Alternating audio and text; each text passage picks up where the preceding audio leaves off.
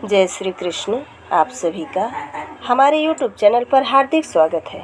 आज की इस वीडियो में आप सभी सुनेंगे वैशाख कृष्ण पक्ष में पड़ने वाली बरुथनी एकादशी व्रत की पूजा विधि, उसका महत्व और साथ ही जानेंगे उसकी पौराणिक कथा। तो आइए सुनते हैं।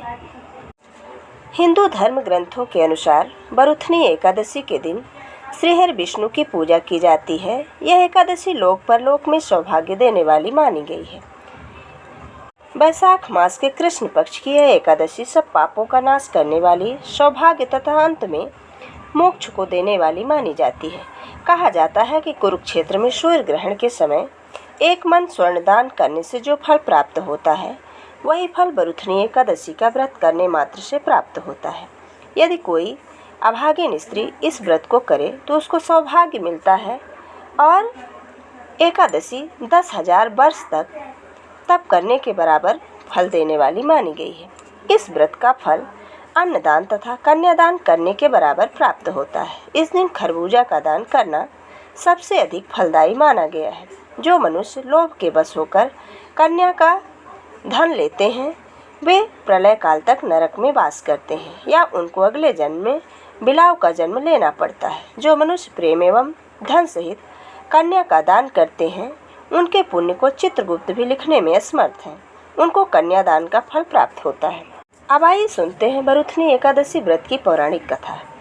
तो इस एकादशी व्रत की कथा के अनुसार प्राचीन काल में नर्मदा नदी के तट पर मांधाता नामक राजा राज्य करते थे। वह अत्यंत दानशील तथा तपस्वी थे। एक दिन जब वह जंगल में तपस्या कर रहे थे, तभी न जाने कहां से एक जंगली भालू आया और राजा का पैर चबाने लगा। राजा पूर्ववत अपनी तपस्या में लीन रहा। कुछ देर बाद पैर चबाते चबाते भालू राजा को घसीटकर जंगल के पास ले गया। राजा बहुत घबराया, मगर तापस धर्म अनुकूल उसने क्रोध और हिंसा न करके भगवान विष्णु से प्रार्थना की। करुण भाव से भगवान विष्णु को पुकारा। उनकी पुकार सुनकर भगवान श्री हरि विष्णु प्रकट हुए और उन्होंने चक्र से भालू को मार डाला। राजा का पैर भालू पहले ही खा चुका था। इससे राजा बहुत ही शोकाकुल हुआ। उसे दुखी देखकर भगवान विष्णु बोले, हे वत्स, शोक मत करो। तुम मथुरा जाओ और बरुथनी एकादशी का व्रत रखकर मेरी तरह वराह अवतार मूर्ति की पूजा करो। उसके प्रभाव से पुनः सुदृढ़ अंगों वाले हो जाओगे। इस भालू ने तुम्हें जो काटा है, यह तुम्हारे पूर्व जन्म का अपराध था। भगवान की आज्ञा मानकर राजा मांधाता ने मथुरा जाकर श्रद्धापूर्वक बरुथनी एकादशी का व्रत किया।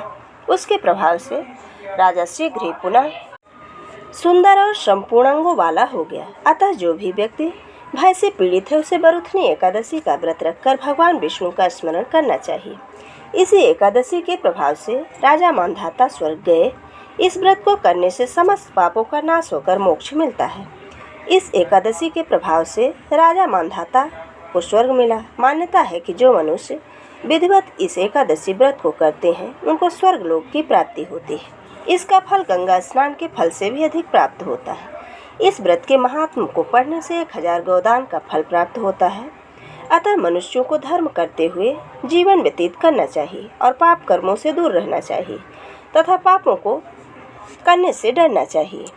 अब आइए जानते हैं बरुथनी एकादशी व्रत की पूजा विधि। तो बरुथनी एकादशी के पहले दिन यानी 10वीं तिथि की रात्रि में सात्विक और हल्का भोजन करना चाहिए।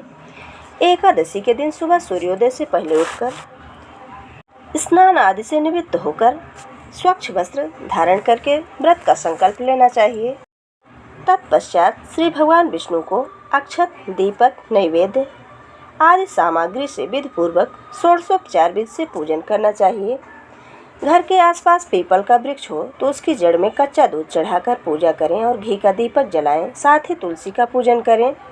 पूजन के दौरान ओम नमो भगवते वासुदेवाय मंत्र का जाप करते रहें। रात्रि में पुनः भगवान श्री विष्णु और माता लक्ष्मी की पूजा तथा अर्चना करें। पूरे दिन श्री विष्णु का स्मरण करें। रात में भगवान विष्णु का ध्यान, कीर्तन आदि करते हुए रात्रि जागरण करें। एकादशी व्रत के दिन अगर हो सके तो एक ही बार फलाहार ग्रहण करें। एकादशी के अगले दिन यानी द्वादशी को व्रत खोलने से पूर्व पुनः श्री विष्णु का पूजन करके किसी योग्य ब्राह्मण या गरीब व्यक्ति को भोजन कराएं तथा दान दक्षिणा दें। तत्पश्चात व्रत का शुभ मुहूर्त में पारण करें। ये थी बरूथनी एकादशी व्रत की पौराणिक कथा और उससे जुड़ी कुछ जानकारी। अगर हमारा ये वीडियो आपको अच्छा लगे तो लाइक ज़रूर करें और मित्रों के बीच में शेयर करना बिल्कुल ना भूलें। जय श्री कृष्ण। धन्यवाद।